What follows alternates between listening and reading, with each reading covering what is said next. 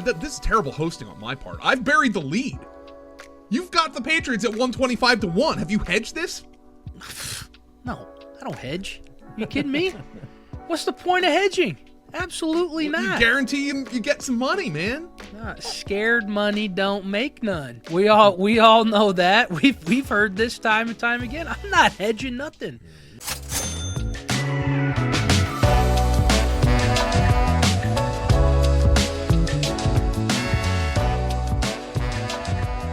T-Bro, it is one of the least likely Super Bowl matchups of all time. I believe the odds were, 125-1 or something? No, the Patriots were 125-1 to win the Super Bowl. Yep. This is one of the least likely Seahawks were 60-1, too. So, I think it was like 1,800-1, something like that. I think it was, by the way, Good Friend Trey, if you'll remember, if you're a listener to the Best Bets program, and hello to all of the old listeners and to all the brand new listeners or viewers on the Best Bets Fantasy Points Betting YouTube channel, which we would really like if you subscribe to. You remember Good Friend Trey's old buddy Jack Westover? Yes, he's back. Yeah, so we have any props for him? Earlier in the year, Jack Westover, who we had some failed Good Friend Trey slop action on for scoring touchdowns, I believe, on a Thursday night football game. Yep. This is the story that Westover told KJR 93.3 FM. His sister put a $5 bet on a Patriots Seahawks Super Bowl before the season. Guess how much that paid out? I probably like $5 bet. Maybe like $2,000. I mean, it's $18,000. $18,000 on a $5 bet. Was that with a winner or was that just with the? I think it's just the matchup. It's just the matchup. So Westover played at Washington, so obviously they have a lot of ties to the Seattle area. So it's one of those things you put $5 on your and you're sister. Like, we got to bring her on the show. My brother plays for the Patriots, and I grew up a Seahawks fan, I'm guessing. So let's put it on Patriots Seahawks, and she's now $18,000 richer. We need to bring Jack. You're right. Let's get us off of here. Let's get Jack Westover's sister onto the program. But nonetheless, congratulations to her. For those of you who didn't win $18,000 and you just want to put 10, 20, 100, I don't know what you're betting on the game. We're going to be here for you and talk about some of the angles that we have, T-Bro. And I want to start at the top from just like an overarching perspective. We're recording this on Wednesday afternoon, February 4th, okay? So there's still plenty of time for the sharp guys to kind of get in and move this line.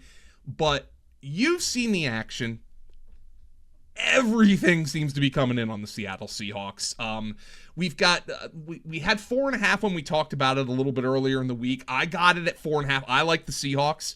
I've seen some books have moved to 5. I don't think we're going to get to 6. I would be surprised to see that much of a movement to a key number in the Super Bowl. But, man, and I just kind of feel this way, and I want to get to your perspective here. I believe the Seahawks are the better football team. And 4.5 is a big number, but ultimately, I'm just not 100% sure that we've seen the Patriots A game against an A opponent. And that's not the Patriots' fault, but I just have to kind of analyze this from that perspective. This is the best team they've played all year. The Patriots, they faced, of their 17 games in the regular season, 11 of them came against teams that changed their head coach, and that doesn't include the Jets. So either 11 of their 17 regular season games were against teams that changed their head coach, but if you include the Jets, who basically gutted the entire coaching staff with the exception of Aaron Glenn, 13 of their 17 games were against teams that were so bad they ended up firing their coach, or somebody like Mike Tomlin who stepped down. Then in the playoffs, they get backup quarterback. Yep. And I mean, look, CJ Stroud turns into a pumpkin in the divisional round. Yeah, that's my rationale. So don't kill me, Patriots fans. I'm just analyzing it from that perspective. I have the Seahawks minus 4.5, Tom. There's 5s. It might hit 5.5. Maybe there will be some buyback by the weekend, but that 4 to 5.5 range is where this game's going to be. Yeah, I'm going to be on the other side, Joe. But I've also been the guy that's been betting against the Patriots for a couple of weeks, and I bet on the Chargers in the wild card round. I bet on the Texans in the divisional round. I actually didn't bet on the Broncos, but I really liked the Broncos side, and of course they did end up covering right in that right in this zone here with 4.5 points again. So I am leaning towards the Patriots side. I'm kind of waiting though to give it out for official play. Everything I'm reading seems like most of the money is coming in on Seattle so far. I hope I don't wait and then the line moves towards the Patriots. Maybe the sharp money is going to come in late on the Patriots. I don't get that feeling though. This feels a little bit like last season with the Eagles versus the Chiefs, and Eagles were clearly the better team, but most of the people were on the Chiefs. This year, Seahawks are clearly the better team. I do think the Patriots probably do have a little bit of advantage at quarterback with Drake May. We'll see if Sam Darnold can not turn the ball over this week, but we'll see.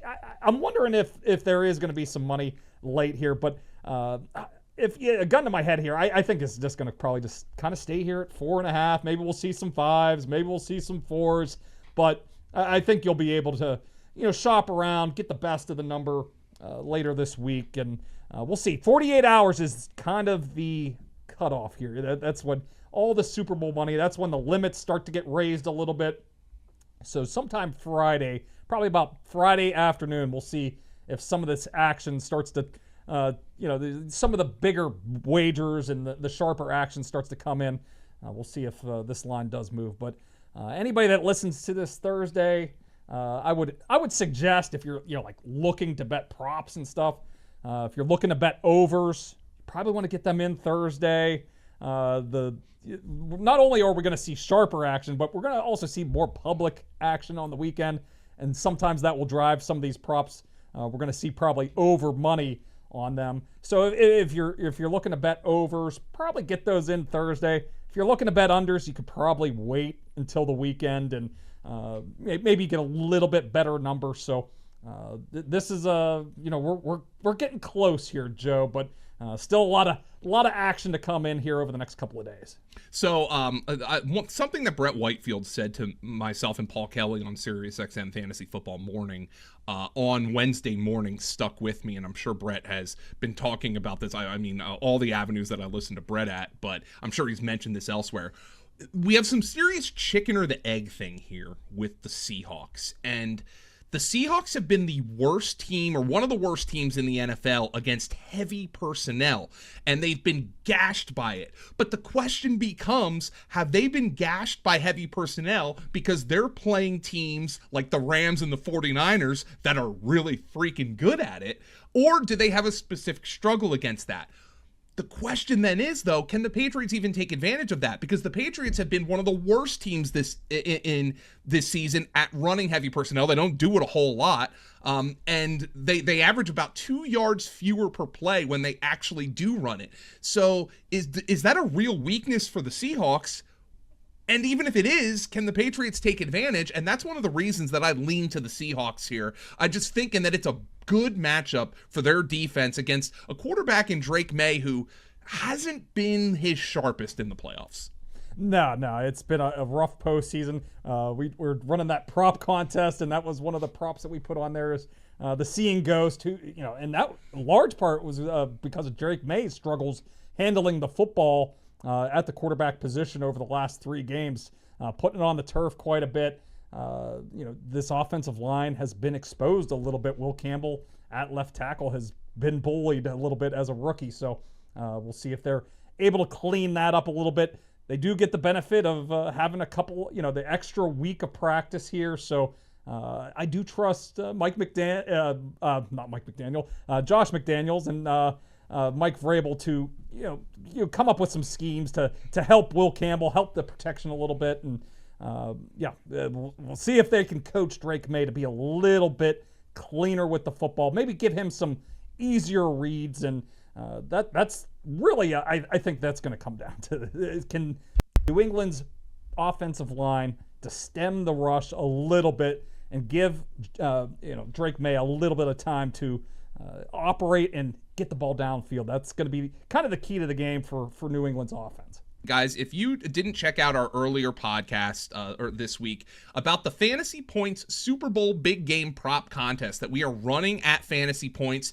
it's a great, fun way to play. All you need is a free account. You don't need to sign up for a paid account. You can win a Fantasy Point subscription. We're giving away 5 subscriptions valued at over $1,500 total in prizes. All you got to do is fill out a prop contest, essentially like a multiple choice test, and each question has different answers worth different point values based on the likelihood of them happening. So the idea is to rack up as many points, not necessarily answer as many questions right as you possibly can. If you want more information on that contest, go listen to our previous podcast. Go watch the previous YouTube video on the Fantasy Points Betting YouTube channel. And also, you can print this out and run it at your own Super Bowl party. We'll post an answer key early in the week, so you could score that. It's a fun way to interact. It's a lot more interactive than the old Super Bowl squares. I'm not telling you not to run the Super Bowl squares. Hell, I would do them concurrently because Super Bowl squares are just kind of set it and forget it. This much more active. You will be glad you did. Again, we're running the contest at fantasypoints.com. When you do this prop betting, at least with the contest that we're doing, you kind of build a narrative in your head, right? You construct the game. How is it going to go? I want to correlate a lot of things. And one of the props that I have for this game is just the fact that I'm not 100% sure how good this Patriot offense is based on their schedule. On the other hand, I've also seen their defense play extraordinarily lights out in the playoffs against Justin Herbert. Now, certainly against Jarrett Stidham, but Justin Herbert, CJ Stroud, 2 of whom are presumed to be franchise quarterbacks. So I looked at that. I looked at the fact that Seattle has an elite returner in Rashid Shaheed. The Patriots have an elite returner in Marcus Jones. Man, I felt like there was good value on plus 225 of defensive or special teams touchdown in this game. Okay. I like it a lot. We got, both of those guys can make some big time plays. We've seen it all off season, all postseason. Rashid Shaheed with a long, touchdown return of the first opening kickoff against the 49ers in the divisional round. Shaheed's been making plays. Both of these defenses have some playmakers as well. Christian Gonzalez, with the pick to kind of seal the game at the end of the conference championship game. And we noted that Sam Darnold leading the league in turnovers. He'll throw those occasional interceptions. Drake May has been a little sloppy with the ball, especially in the postseason, putting it on the deck. Maybe he's live to be, some sort of strip sack, and we get a scoop and score. So I think there's some different avenues here, and I think, just looking at the props and looking at how everything's been bet, there is, this has tilted a little bit towards the under. 45.5 is the line now. It was 46.5, but I think that's because most people are looking at these defenses and looking at these groups as the superior units compared to the offenses. So maybe the defense could come up with a big play for you, Joe, and you get that touchdown from the defense, or maybe from a kick return or a punt return from Shaheed or Jones here. Oh, that actually leads me to one of the bets that you've made, Tom, and forgive me for jumping all around here, but you actually have a bet on Shaheed to win the MVP of this game. Yeah, I did. I grabbed him at 50-1. Real long shot here. Obviously, not going to hit most of the time, but he's been impactful in the return game. He kind of took over that. He really put the 49ers out of their misery early with that opening kickoff return in the divisional round. He's been able to do that at different points in the return game. We'll see if they kick to him at all. Rams have been the one team that's kind of decided not to kick to him throughout the season. We saw that again in the conference championship, but most teams aren't really willing to give up that extra couple of yards and put them at the 35-yard line by with the touchback. So if he gets a couple opportunities in this game as a returner, we also see that he can produce some big-time plays in the passing game or as a runner. He's had a couple of big runs throughout his time with the Seattle Seahawks. So I think he could impact the game in a couple of different ways.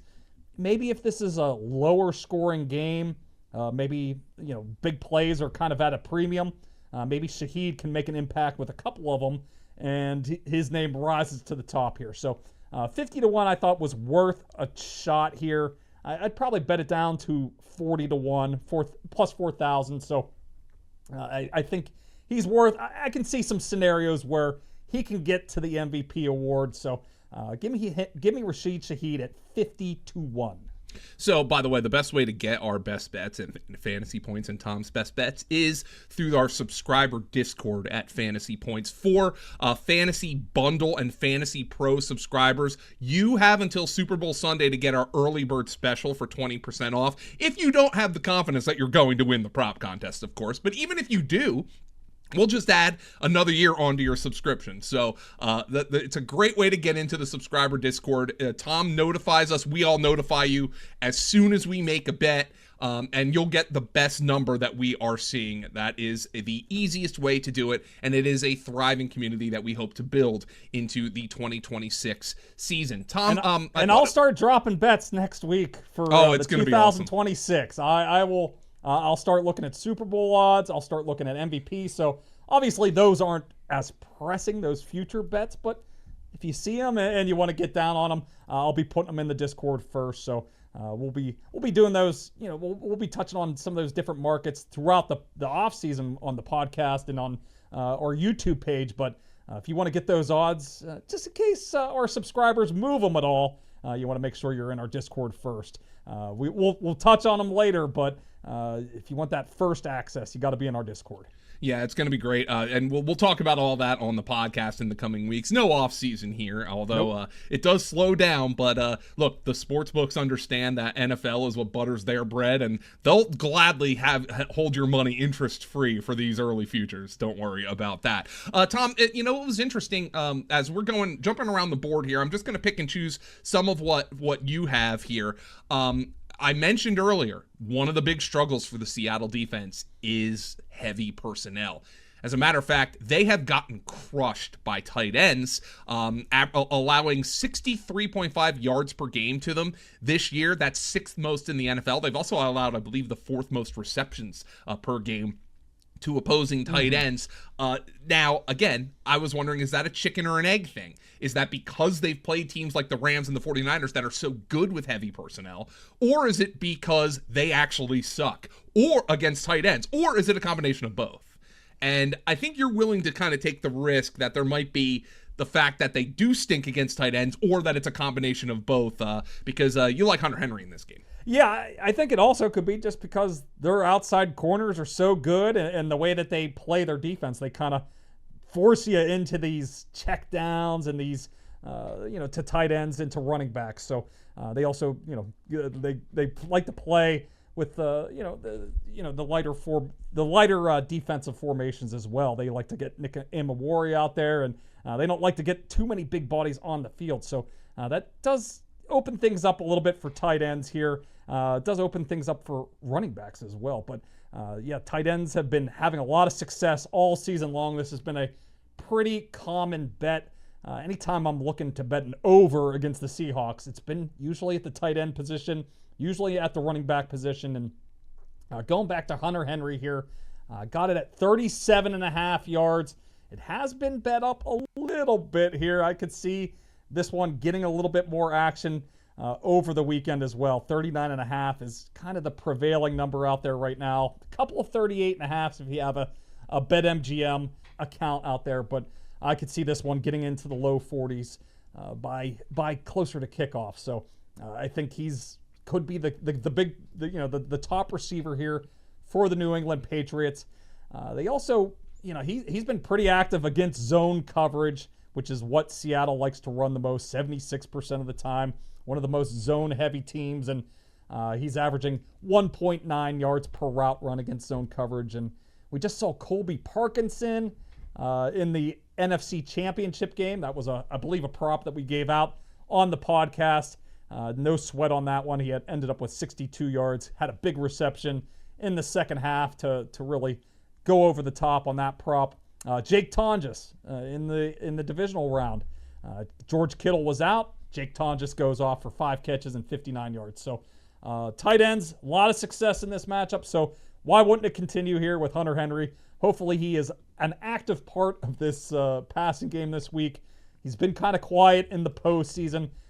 Did well against the Chargers, another zone-heavy team, but Texans and the Denver Broncos, he didn't do a whole lot. But I think this is a week where we can see him emerging again and putting up some numbers against the Seattle Seahawks defense. You know, Tom, one of the all-time favorite prop bets that I made, and you were on this as well, was back in Super Bowl 50. And it was the great thing about the Super Bowl, and it's like Good Friend Trey's wedding night. They give you lines for every single player who could possibly touch the football. And one of the all-time favorites that I made, that you were on as well, was like Fozzie Whitaker in the Panthers-Broncos Super Bowl in Super Bowl 50, like over 6.5 receiving yards. And he caught one pass for 14 yards, and we're going nuts like we just hit the lottery. And I'm going back to the well on this. And I saw a line that was just, in my opinion, way too low. I understand that Ramondre Stevenson has completely taken over the New England backfield of late. I get it.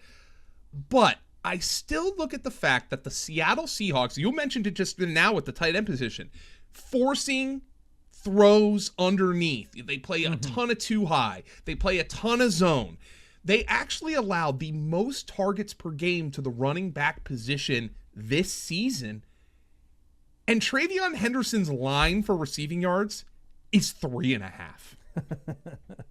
What are we missing here, Joe? Well, here's what we're missing is that this is lined as if Ramondre Stevenson's going to play 90% of the snaps, is the way it's lined. Which did happen in the last game, but I think those were pretty unique circumstances in the AFC Championship game with the weather and trying to protect the ball. I'm with you, Joe. I think we're going to go back to a little bit more of a split. It's one catch, man. That's all he needs. And I know he had a negative yard game a couple of weeks ago, but I don't know. This is one play. I think I'm probably in the fantasy points prop pool that I run for our group of friends. I'm probably going to pick him to have the longest run of the game, just like because that's a higher value kind of question. But even then, all I need is a check down. All I need is Drake May to have pressure in his face on like a second down play when TreVeyon Henderson is out there. He catches a 4-yard pass. I win this bet. You actually got it, I think, at a better number. You got it at 2.5. The analysis remains the same, right? All he needs is one catch to do this. And hell, he trips over himself and catches 2 passes. You're probably tripling this number up. Yeah, I'm on this one with you, Joe. He's also, even if it doesn't come in like as a check down, he leads the team in design targets this year. Not a whole lot of design targets in the Patriots offense. I was actually a little surprised, but he had 10 design targets in 20 games. So basically averaging half a design target per game. They're going into the Super Bowl, 2 weeks to prepare. You don't think Josh McDaniels is cooking something up for TreVeyon Henderson? I think he's probably the most explosive receiver / runner in this offense. So a guy that they drafted very high. They have big plans for the rest of his career. You think they're just going to sit him on the bench and let him collect dust for an entire postseason game? I don't think so. I think they want to build this guy's confidence up a little bit and get him going. So, and if you go back, sorry to Trey here, but James White under Josh McDaniels quite a few years ago at this point, but he had so many catches in that game.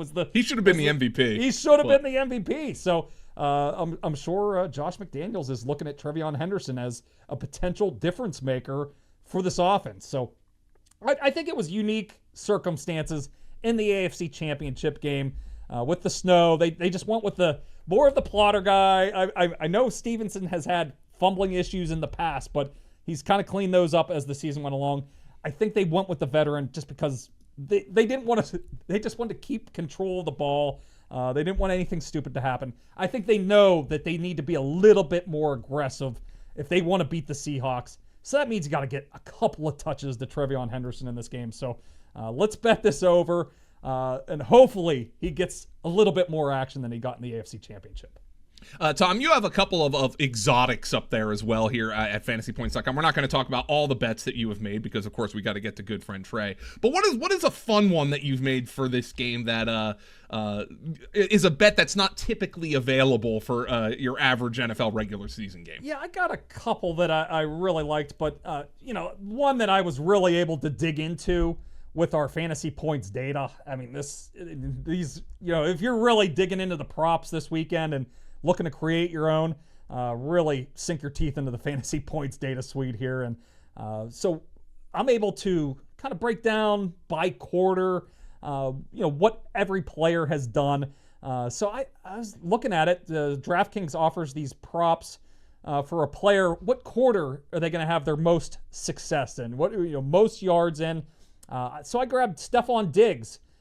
Most receiving yards will come in the third quarter. Plus 255. This has been by far the quarter that he has had the most success in. I don't know why it is, but it digging into our numbers, it looks like because they have some schemed up plays for him coming out of halftime. First read share right around 36% in the third quarter. His yards per route run close to 4 yards per route run in the third quarter. Target share per route run, 37% in the third quarter. So a lot of great numbers here. He's had 10 of his 20 games. He's had his most receiving yards in the third quarter. That's 50% of the time. The implied odds at plus 255. I'm trying to do that off the top of my head, but it's probably closer to 25 to 30% there. We've done it in half the games here. The third quarter has been the quarter where he's had the most receiving yards. And then if we think about the potential game flow here, Joe, you really like the Seahawks. I'm probably going to end up picking the Seahawks to win, but I might take the Patriots plus 4.5. But if they are trailing at halftime, that means they're probably going to have to be a little bit more pass heavy right out of the gates in the second half. So I think this all kind of adds up to a fun little prop here. Something that will keep you engaged the entire game because you'll be tracking Diggs' yards in the first quarter, the second quarter, and then they come out of the half and you're just going to be rooting for them to see a whole bunch of targets. So that was one that I really liked. Plus 255 for Stephon Diggs to have his most receiving yards in the third quarter. All right, T-Bro. This has been a little bit of a breakdown of Super Bowl 60. We have more bets available on the Fantasy Points, the best bets, and your best bets articles. John Hansen's best bets articles. Ryan Heath is going to be dropping his advanced matchups article. I believe he's already dropped the bets in the Discord. But for those of you who aren't in the Discord, remember, get in on the early bird special Fantasy Pro or Fantasy Bundle. Good friend Trey, I didn't know if you would be talking to us after Tom Brolley dropped the James White reference. And I think everybody knows exactly what the game of James White's life came all the way back in Super Bowl 51. I don't know if the wounds have healed. I don't know how much money you had on that game. I don't know if that's driven you further into degeneracy. But nonetheless, it's good to have you on the program, good friend Trey, as the Seahawks take on your mortal enemy, the New England Patriots, in Super Bowl 60. Yeah, I was having a good day. I was excited to be here, and then Tom had to bring up, those old dirty times, against the Patriots in the Super Bowl, and now I'm not having such a great time. Now the mood's kind of dipped, and maybe I'll go have a good cry after this, like I did in 2016. I'll tell a quick story about that. So I'm a Cubs fan, Chicago Cubs. They had won the World Series that year. I got my first internship in the NBA working for the Charlotte Hornets, and I'm in Charlotte, and the Falcons are just ripping people apart. They make the Super Bowl. I'm pumped. I get sick on Super Bowl Sunday. Can't go to any parties. Can't go anywhere. I'm feeling a little bit better at halftime. I'm throwing up, but I'm good. I'm like, this is the best day of my life. Then Tom Brady, then 28-3, then everything else happens. And, it ended up being one of the worst, sporting events of my life. But we got the Cubs that year, so it could have been quite literally the greatest sporting year I could ever ask for, and just didn't work out like that. But, yeah, anyway, we're here to talk about this Super Bowl, not the past. Let's all put 28-3 to bed, for good. Now, let's never bring it up again. I'm sure we'll never bring it up again. Since you said we're going to put it away, we'll never touch on it again. I appreciate that. So what are you cooking up this for the Super Bowl? You've had a lot of extra time here to prepare. There's a lot of props. I mean, I'm looking on BetMGM. They got like 343 props. So how crazy are you going to get for this big game here, Trey? Yeah, I got quite a few plays this week, and I do want to mention this too because this is just poetic, right? I'm on a bit of a skid. Not a surprise. We all know I'm on a bit of a skid. I'm at the point now on the season where if I lose all my plays this week, I'll be exactly even on the season. So not where you want to be, but it could be a lot worse for the type of plays that I make. I'm the long odds guy. I'm the way out there guy, and so to be even at the end of the season, we'll take that sometimes. Hopefully though, I'm feeling good about these plays. I'm hoping we can get a couple extra units at the end of the season. The Super Bowl is the best time to do it. You know what I mean? So I'm feeling good about it. My play of the week here, I gave this out on VSiN. Jersey number of the first touchdown scorer under 10.5. That's going to be plus 120 on DraftKings. This gets you in the mix with the Drake Mays of the world. Obviously, Kenneth Walker, Cooper Kupp, Demario Douglas, Stephon Diggs, Kayshon Boutte. And if you want to get really wonky, which I'll talk about later in some of my other plays, you can see down the board there, DeMarcus Lawrence, Nicky Manwari, Kobe Bryant. There's a handful of guys that on the defensive side of the ball. I know Joe has that action. I'm dipping into that bucket here too, that bag of tricks, and I'm going with the defense also. So there's a couple double outs here where we get that defensive touchdown and somebody on the defense whose number is under 10.5. So obviously Kenneth Walker's the odds-on favorite there, and I figure, hey, if I like Kenneth Walker to score the first touchdown, if I believe the Seahawks are so much better than the Patriots and they're just going to dominate this game, then why not just take a little bit of extra insurance with some of these other guys? So, because the Kenneth Walker was like plus 330, I think, for the first touchdown of the game. For a first touchdown scorer, that's ludicrous. So, yeah, I'm gonna take the plus 120 with the insurance on some of those other guys. A couple other plays I got here. Eric Saubert, going back to that well. The plus 1,200. I've bet him before this season, and the thesis remains the same. He's on the money downs inside the 10. He's out there on the field, So, and I think we hinted at last week or a couple weeks ago. When we talked about the prop contest, some non-quarterback or a third touchdown passer, someone else to throw another touchdown, and we talked about maybe tight end to tight end, A.J. Barner to another tight end. I mentioned Elijah Arroyo. Play. Could be Eric Saubert. You never know. So that's plus 1,200 like that there. And then I'm hopping on Joe's Seahawks defensive special teams touchdown. I got the anytime touchdown plus 380 on DraftKings in the slot play. I'm going to take him to score the first touchdown of the game, plus 2,000. And the defensive players I mentioned before, that would be a nice little out. That'd be a good way for it to happen. But I'm going to make a prediction here. Okay, I'm going to go out on a limb, and if this happens, if this comes to fruition, it's going to be one of the greatest calls in the history of this program. I think Rashid Shaheed pulls a 2007 Devin Hester and takes the opening kickoff to the end zone. Let's do it. Right off rip. I think he's going to set the tone. He's had a great postseason, and I don't know. Every day I see it when I'm sleeping. I see it, I see it in the clouds. I look up and I see his face in the clouds. I think Rashid Shaheed gets a kick return touchdown. That's why I bet the defensive special teams, and I think it might be. We need the coin toss to go our way. It might be to start the game. So that's my crazy, outlandish premonition, if you will. He just needs to change his number to 2, and then you'd be really happy. Then we'd be in the mix. So, by the way, the most recent Super Bowl to start with a defensive or special teams touchdown is Super Bowl 50. That was the Broncos and the Panthers, and of course the Von Miller strip sack for the touchdown. So that did hit a couple of years ago. It's not common, but you said it's 20-1. Now, Trey, you're on the Seahawks side of all of this, so I have to presume you don't dabble in plebeian bets like betting just a straight up spread.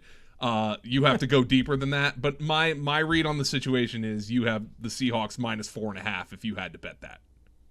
Yeah, I'd be leaning the Seahawks. I think in my heart of hearts, sadly, I think that it's probably not going to be a close game. I think they're going to take care of business pretty handedly, which I say sadly because, of course, if you listen to this program, I do have that Patriots Super Bowl future at plus 12,500. So would like to see that hit, but I'm not expecting it. I don't anticipate it. And maybe this is just some reverse jinxing I'm doing here. Maybe I'm just really hammering the Seahawks because I believe, if I put my stamp of approval on Sam Darnold and I say Sam Darnold is the man and this team rocks, then the Patriots will come in and smack them. So who knows what I really believe? I'm always out here posturing and trying to work my different narratives in different ways. So it's all about my agenda here on Best Bets. You never know what I'm looking for, what I'm actually looking for. I'm trying to speak some of these things into existence through jinxing and reverse jinxing all the way. So, by the way, this is terrible hosting on my part. I've buried the lead. You've got the Patriots at 125-1. Have you hedged this? No, I don't hedge. You kidding me? What's the point of hedging? Absolutely not. You guarantee you get some money, man. Nah, scared money don't make none. We all know that. We've heard this time and time again. I'm not hedging nothing. You kidding me? I'm surprised you're not like doubling down and just like everything is Patriots oriented. Like it feels like a little bit of some life hedging here with a couple of these bets that you're making with your slot plays. But maybe it's probably the smart play here. Everybody likes the Seahawks here. So again, is it a hedge or is it just I'm trying to put some other thoughts out into the world to somehow in the cosmos manipulate the outcome of this game? I believe I have the ability to do that with some of these plays. If I go for a straight bet, if I were to go Seahawks, money line, I almost guarantee the Patriots would win if that was the case. So maybe that's what I need to do. Maybe I need to get on that train.